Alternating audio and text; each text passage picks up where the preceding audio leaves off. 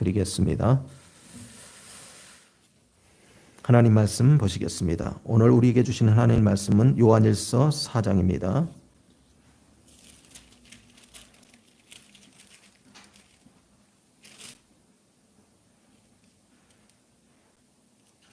지난주는 요한일서 3장 보셨고요. 오늘은 요한일서 4장 중에 20절에서 21절 말씀 보시겠습니다.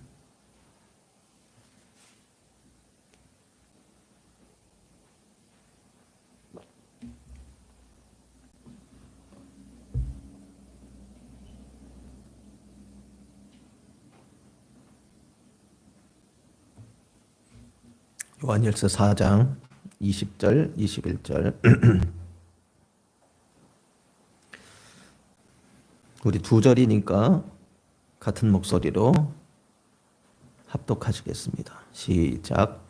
누구든지 하나님을 사랑하노라 하고 그 형제를 미워하면 이는 거짓말하는 자니 보는 바 그 형제를 사랑하지 아니하는 자는 보지 못하는 바 하나님을 사랑할 수 없느니라.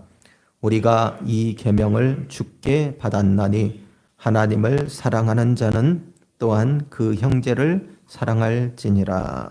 아멘. 여러분, 신앙생활 하는 가운데 가장 힘든 부분 중에 하나가 있다면 바로 교제입니다. 교제. 신앙생활에서 가장 많이 시험에 드는 것도 바로 사람 때문인 것입니다.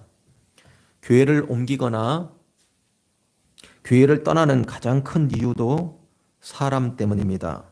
그래서 웬만한 교회 안에서는 다른 성도에게 상처를 받았던 경험이 없는 사람은 거의 아무도 없습니다. 또 본의 아니게 자신도 다른 누군가에게 상처를 주었을 것입니다.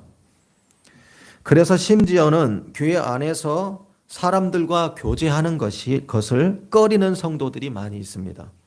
시험에 들고 또 마음 상하고 그럴 바에는 교제하지 않는 것이 훨씬 낫다고 생각하기 때문입니다. 그러나 여기에 마귀의 함정이 있다는 것 또한 알아야 합니다. 여러분, 구더기 무서워서 장을 담그지 못하게 하는 것이 바로 마귀의 작전이요 전략입니다. 성도들이 사랑으로 교제할 때 어떤 역사가 일어나는지를 마귀는 분명히 너무나 잘 알고 있습니다.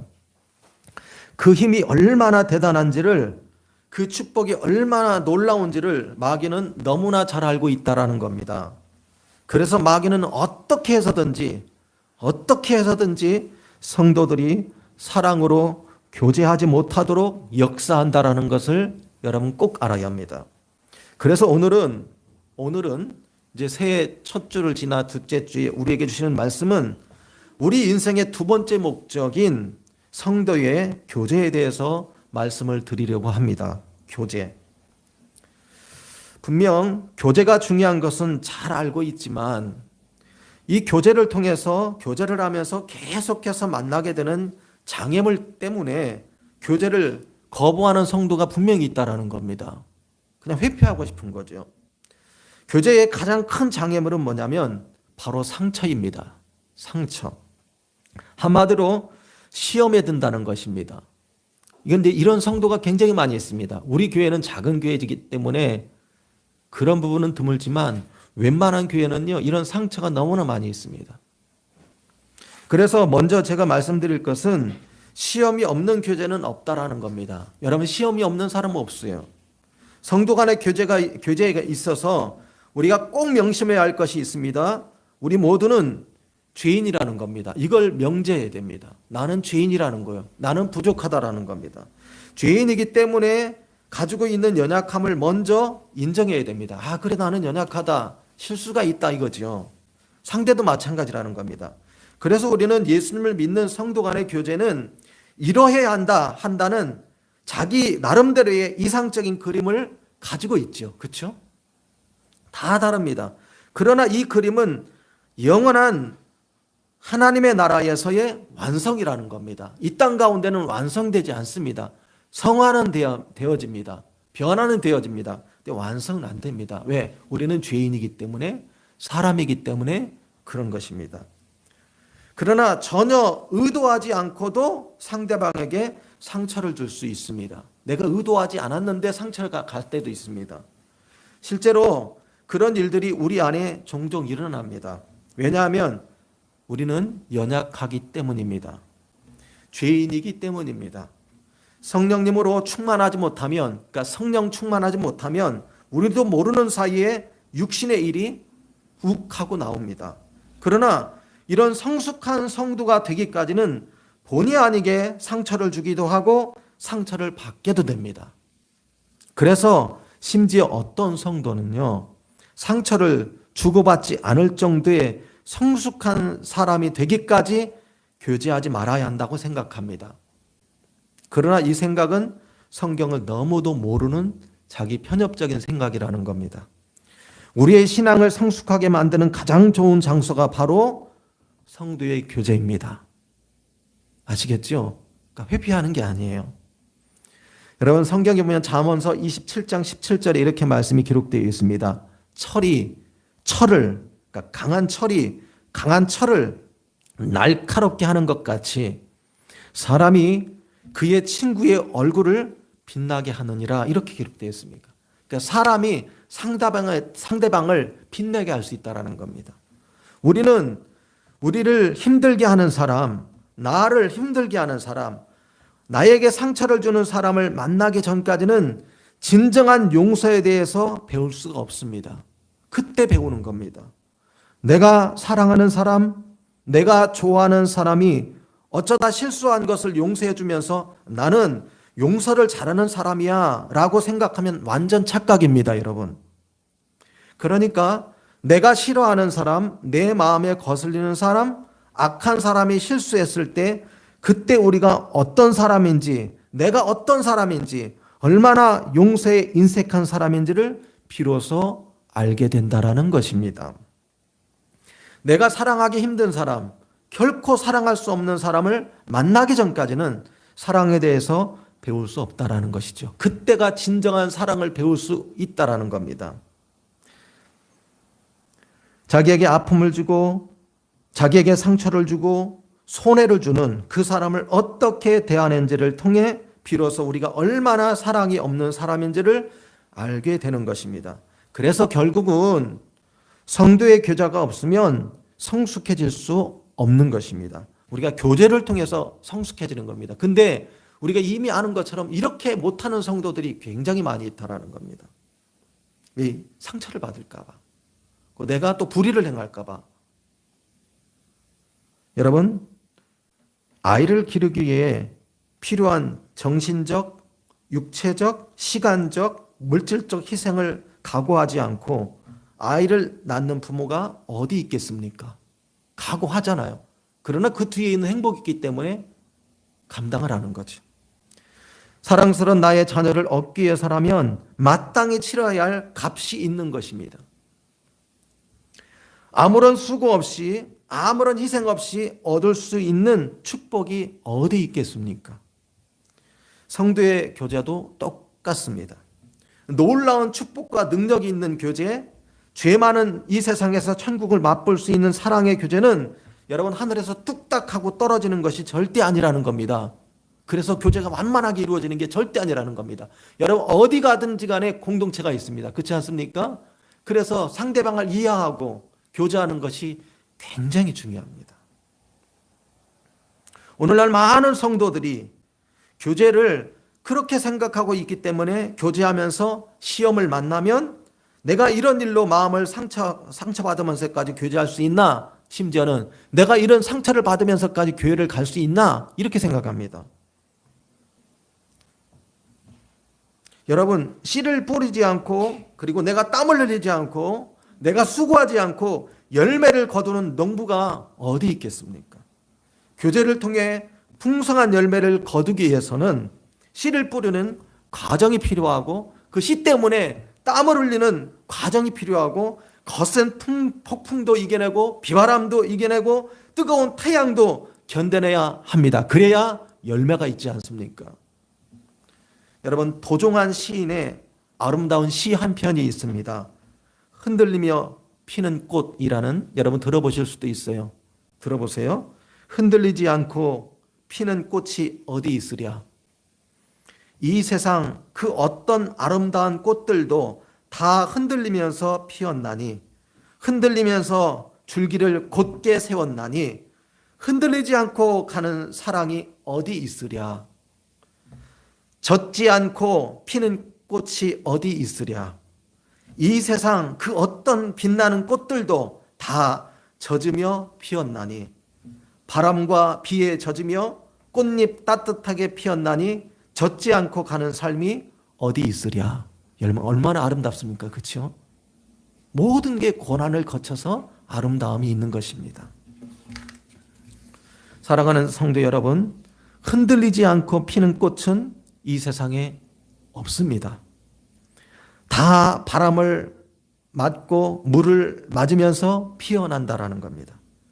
여러분, 비닐하우스에서 피는 꽃도 그냥 피지 않습니다. 적당한 공기와 적당한 물을 머금어야 꽃을 피어나지 않습니까? 바람과 비에 젖지 않고 가는 삶도 없다라는 겁니다. 우리의 교제도 똑같습니다. 여러분, 저는 이 교회에서만 적용하는 것이 아닙니다. 교회에서도 적용해야 되고 이것은 가정에서도 또 사회에서도 똑같습니다. 시험 없는 교제가 어디 있겠습니까? 고통 없고 갈등 없는 교제가 어디 있겠습니까, 여러분? 그러나 우리는 그런 시험과 난관과 고통과 심지어는 수많은 갈등을 이겨내야 될 때가 분명히 있다라는 겁니다.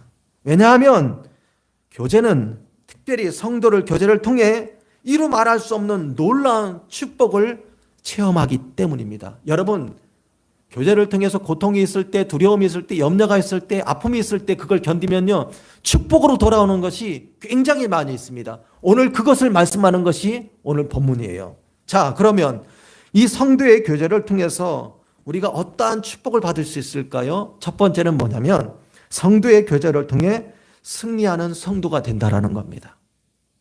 승리하는 성도.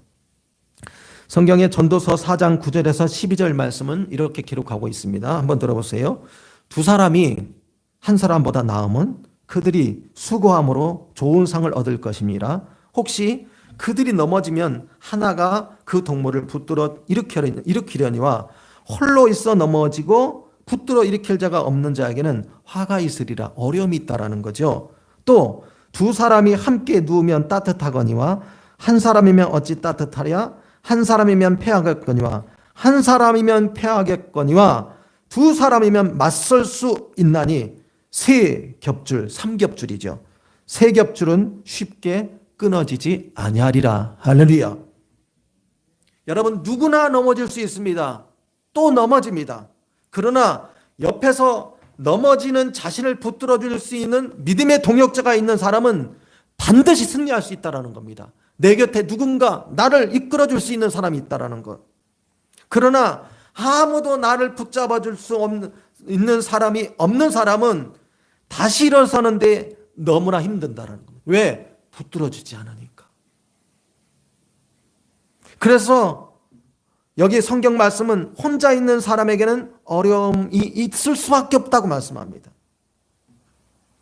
또한 한 사람은 그 영적 전쟁에서 패할 수밖에 없다고 분명히 말씀합니다. 그래서 교제를 놓치면 승리함이 없다라는 거예요. 사람은 보험에 듭니다. 언제 일어날지 모르는 재난에 대비해서 매달 돈을 내는 것이 보험입니다. 그러나 실제로 보험 가입자 가운데 그 보험의 혜택을 받는 사람은 적습니다. 많이 있지만 상당히 적다라는 겁니다. 그런데도 왜 보험에 듭니까? 만약 그런 일이 자신에게 일어났을 때 넘어지지 않기 위해서입니다. 질병에 대한 보험, 사고에 대한 보험도 필요하지만 정말 우리에게 필요한 보험이 있습니다. 그것은 인생보험입니다. 인생보험. 그래서 경험이 중요한 거예요. 신앙보험입니다. 그래서 신앙생활에 중요한 거예요. 성도의 교제가 바로 그런 것입니다. 세상 보험은 혜택을 받을 수도 있고 혜택을 받지 못할 수도 있습니다. 병에 걸리지 않으면 사고를 당하지 않으면 말 그대로 아무 혜택이 없는 보험도 있습니다. 그러나 성도 교제의 보험은 반드시 혜택을 본다라는 겁니다. 왜냐하면 모든 인생은 넘어질 때가 있기 때문입니다. 누구나 넘어질 때가 있습니다.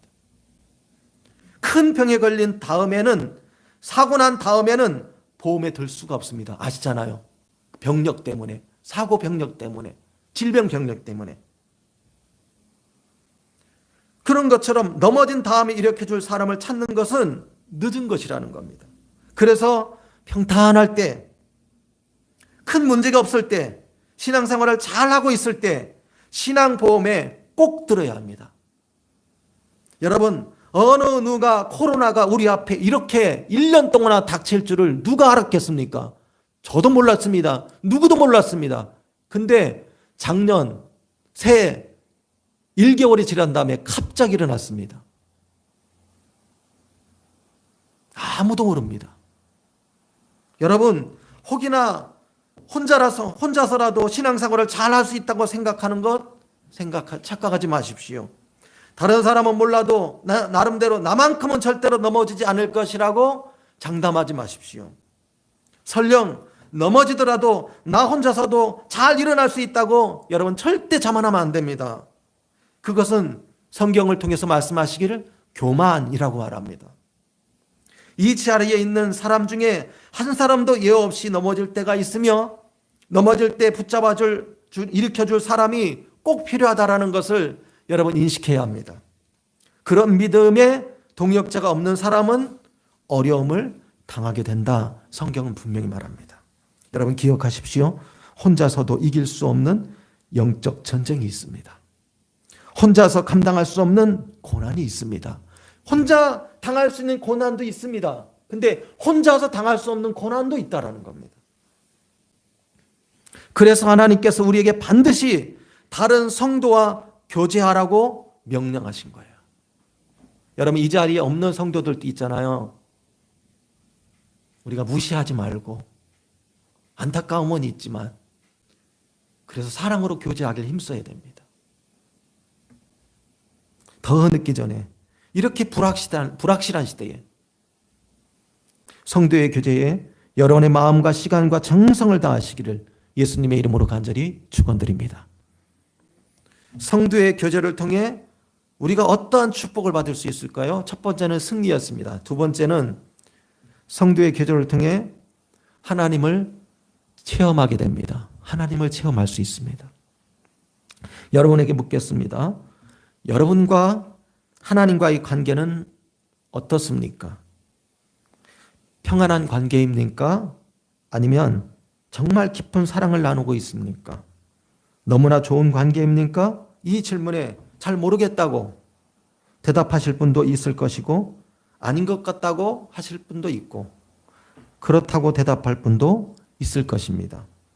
성경은 하나님과 우리의 관계가 어떤 관계인지, 우리가 얼마나 하나님을 깊이 사랑하는지, 얼마만큼 하나님께 충성하고 있는지, 상황과 형편을 뛰어넘어서 감정과 자존심을 뛰어넘어서 하나님을 사랑하고 있는지 아닌지를 알 수 있다고 우리에게 말씀을 주십니다. 들어보세요. 이것이 바로 형제와의 관계입니다. 오늘 본문 20절입니다. 한번 보시겠습니다. 오늘 본문 20절 말씀 한번 같이 한번 읽어보겠습니다. 시작. 누구든지 하나님을 사랑하노라 하고 그 형제를 미워하면 이는 거짓말하는 자니, 보는 바 그 형제를 사랑하지 아니하는 자는 보지 못하는 바 하나님을 사랑할 수 없느니라. 아멘. 그러니까 말로는 하나님을 사랑한다고 하면서 내 형제 자매를 미워하는 사람은 거짓말하고 있다라는 겁니다. 성경은 눈에 보이는 형제 자매를 사랑하지 못하는 사람이 어떻게 보이지 않는 하나님을 사랑할 수 있느냐, 이렇게 말씀하고 있는 겁니다. 하나님을 사랑하지 않는 사람은 형제 자매를 사랑할 수 없다라고 단언하십니다. 나는 하나님을 사랑하는데 형제 자매를 미워한다, 이런 것은 있을 수 없다라는 말씀입니다. 저는 이 말씀이 진리인 것을 아주 체험하고 있습니다. 제가 정말 하나님을 뜨겁게 사랑하고 있을 때는요, 서운하고 미운 사람이 정말 없습니다. 제가 하나님을 뜨겁게 사랑할 때에도 성도의 실수와 연약함이 눈에 보입니다. 사람이기 때문에. 제가 두 눈을 가지고 있는 이상 이것은 어쩔 수 없는 상황입니다. 그러나 하나님의 사랑이 제 안에 충만할 때는 그것이 아무 문제도 되지 않습니다. 왜? 내 안에 하나님이 계시기 때문에, 하나님으로 충만하기 때문에. 오히려 그 연약함을 가지고 있는 성도를 위해서 기도가 나옵니다. 이게 정상입니다. 그런데 주님을 향한 제 사랑이 식어질 때 나타나는 현상, 증상이 있습니다. 서운한 생각이 들어오고요. 그렇죠?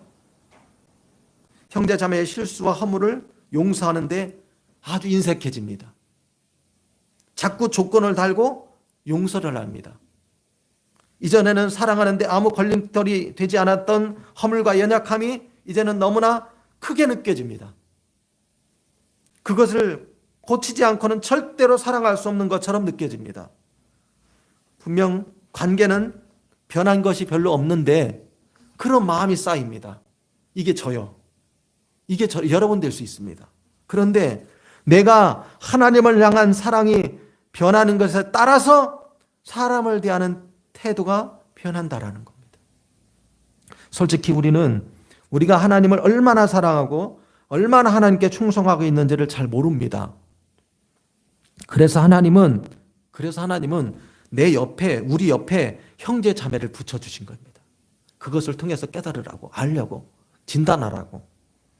그들을 대하는 우리들의 말과 행동과 태도를 통해 우리가 하나님과 어떤 관계인지를 잘 보여줄 수 있기 때문인 겁니다. 사실 우리에게 용서할 수 있는 능력은 없습니다. 우리에게는 사랑할 수 있는 능력이 없습니다. 여기서 말하는 용서와 여기서 말하는 사랑은 무조건적인 용서요, 원수까지도 사랑하는 사랑을 말합니다. 이런 사랑은 오직 하나님께만 있는 겁니다. 나는 할 수 없어요. 여러분, 저도 할 수 없어요. 여러분도 할 수 없습니다. 근데 여러분 안에 하나님의 사랑으로 충만할 때 할 수 있다라니까요. 왜? 하나님이 하시는 거니까. 그게 뭐라고요? 하나님으로, 성령으로 충만해지는 것입니다. 그런데 여기에 중요한 영적 진리가 있습니다. 하나님의 사랑이 우리 안에 가득해도 그 사랑을 함께 나누지 않으면 그 사랑은 곧 식어버린다라는 겁니다. 하나님께서 우리에게 하나님의 사랑을 채워주시는 이유는 뭐냐? 우리 혼자 그 사랑에 만족하라고 하신 것이 아닙니다. 그 사랑을 바로 형제와 자매와 함께 나누라고 하신 것입니다. 주신 것입니다. 그래서 사랑은 혼자 성립되는 게 절대 아닙니다. 그것을 뭐라 그러죠? 짝사랑입니다. 사랑은 함께 성립해야 합니다. 그게 온전한 사랑입니다. 여러분, 매주 이렇게 드려지는 이 예배는 우리가 목마르지 않는 삶을 살 수 있도록 하는 하나님의 사랑입니다. 그렇다면 이것이 하나님의 사랑이라면 오늘 나의 사랑을 하나님 앞에 드릴 때 사랑이 성립되는 겁니다. 이해하시겠죠? 그래서 그 사랑의 원천으로 우리가 살아갈 수 있는 겁니다.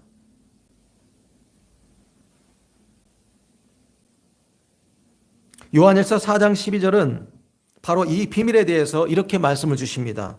어느 때나 하나님을 본 사람이 없으되, 어느 때나 하나님을 본 사람이 없으되, 만일 우리가 서로 사랑하면 하나님이 우리 안에 거하시고 그의 사랑이 우리 안에 온전히 이루어지느니라. 할렐루야.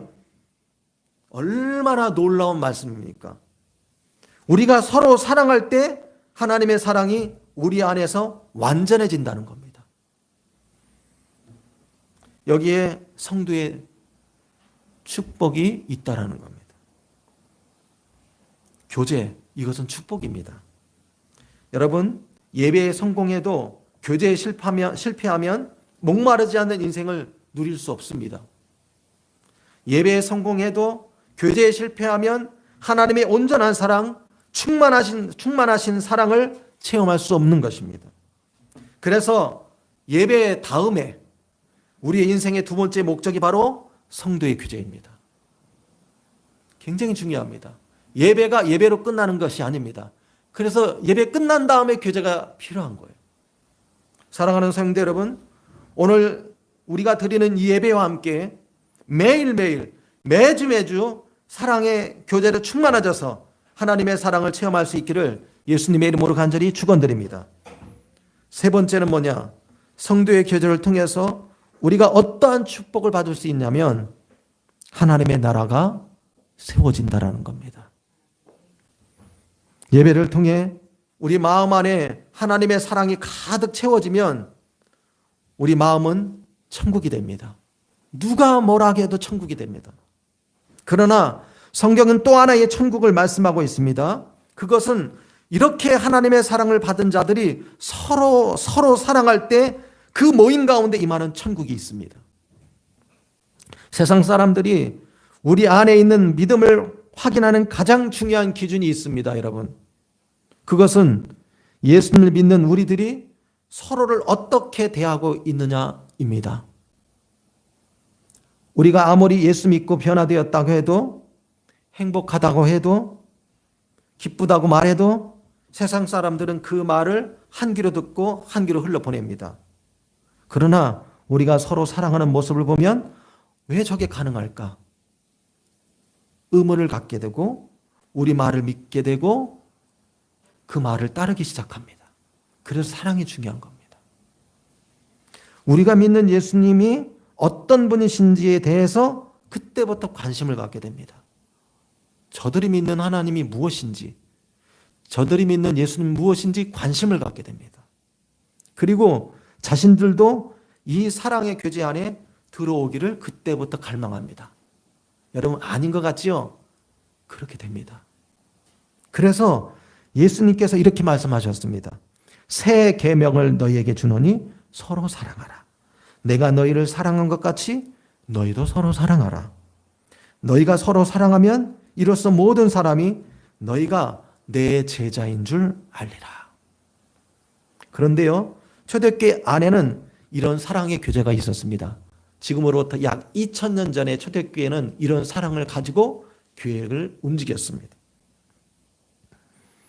그래서 세상 사람들은 그들의 사랑의 교제를 보고 초대교회 안으로 들어오기 시작했습니다. 사실 초대교회가 있었던 시절이나 지금의 2000년 전이 지난 지금이나 모든 사람은 사랑의 교제에 굶주려 있다는 것, 이것은 분명합니다. 참된 사랑의 교제를 갈망하고 있다는 거죠. 그러나 진정한 사랑의 교제는 십자가의 사랑을 모르면 불가능합니다. 여러분, 세상에서 아무리 사랑해도요, 따져보세요. 생각해보세요. 다 자기 이익에 있습니다. 그러면서 불편하면 또 다른 사랑을 찾게 됩니다.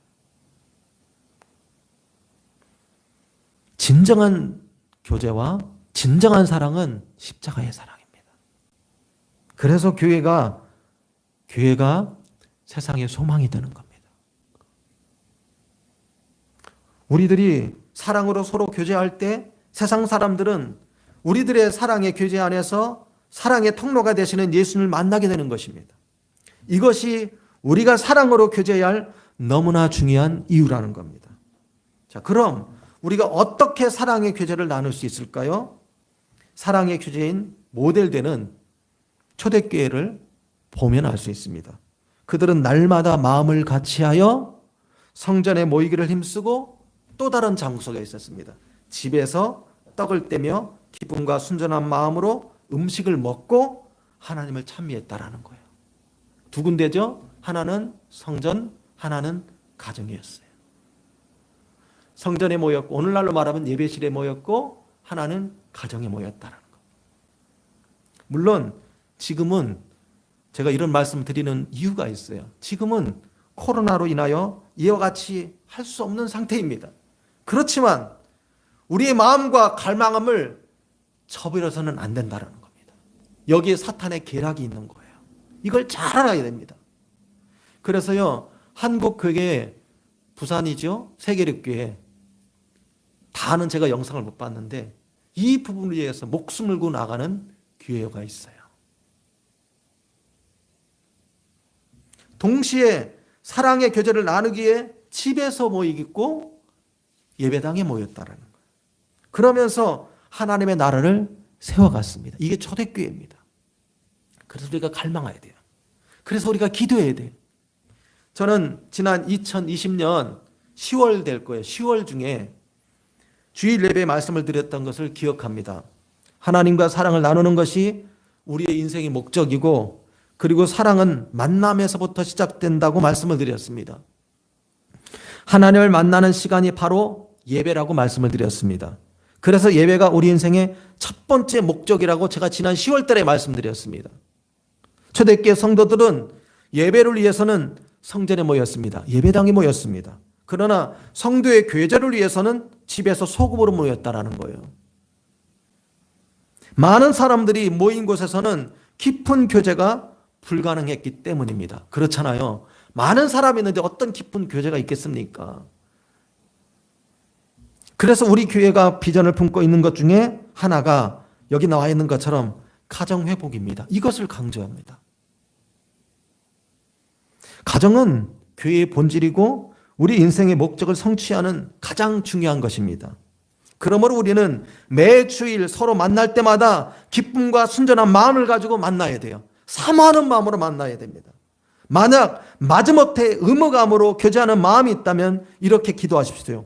주님, 성도의 교제는 하나님께서 우리에게 주신 인생의 목적입니다. 인생의 목적입니다. 축복의 목적입니다. 저는 하나님의 목적대로 살기 원해서 예배에 참석하여 성도의 교제에 힘쓰고자 합니다. 이렇게 기도해야 합니다. 그러나 제 안에는 아직 안 좋은 마음이 있습니다.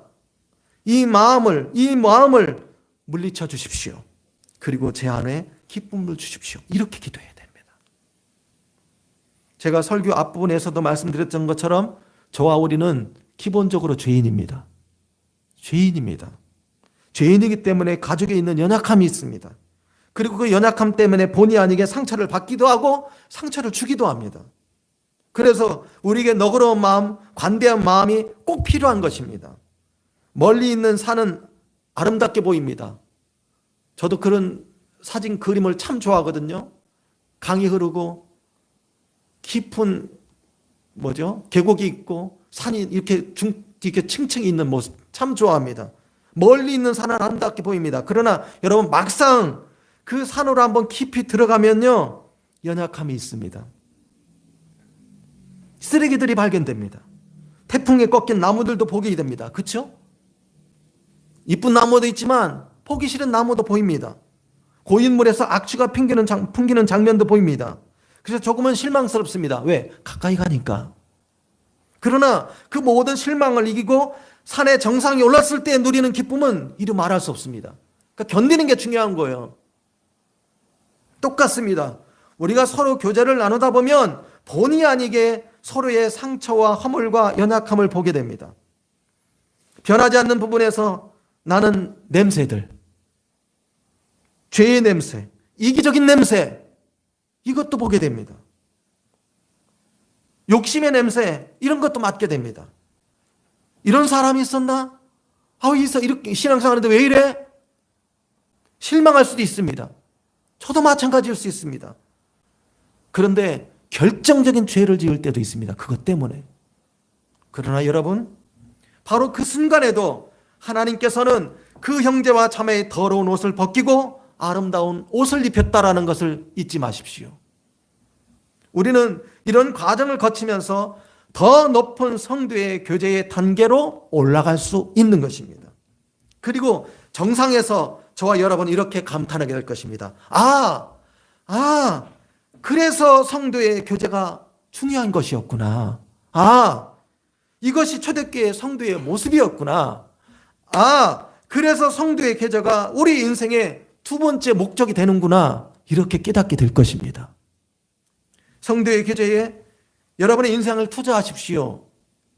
사랑의 교제에 여러분 인생을 투자해 보십시오. 시험 당연히 있습니다. 어려움, 불편함 당연히 있습니다. 그러나 흔들리지 않고 피는 꽃이 어디 있겠습니까? 그러나 여러분 기억하십시오. 산모가 고통 중에라도 아이를 낳고 나면 그 모든 시험과 고통과 어려움은 옛날 이야기로 지나가 버립니다. 너무 기쁜 것이죠. 한 아이 때문에. 그날은 반드시 옵니다.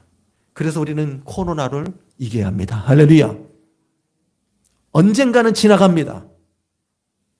그 기쁨의 날을 기대하면서, 그 축복의 날을 바라보면서 사랑의 마음으로 성도의 교제에 참여하시기를 주님의 이름으로 부탁드립니다. 코로나 때문에 지금 힘들지만 사모하라는 거예요. 기도하라는 거예요. 이것이 회복될 때 우리는 진정한 고지의 정상에 선 그 기쁨을 우리 모두에게 있어줄 줄 믿습니다. 이러한 축복이 여러분의 가정과 여러분의 자녀들에게 있어지기를 예수님의 이름으로 간절히 축원드립니다. 오늘 말씀을 생각하면서 함께 기쁨으로 찬송을 드리겠습니다.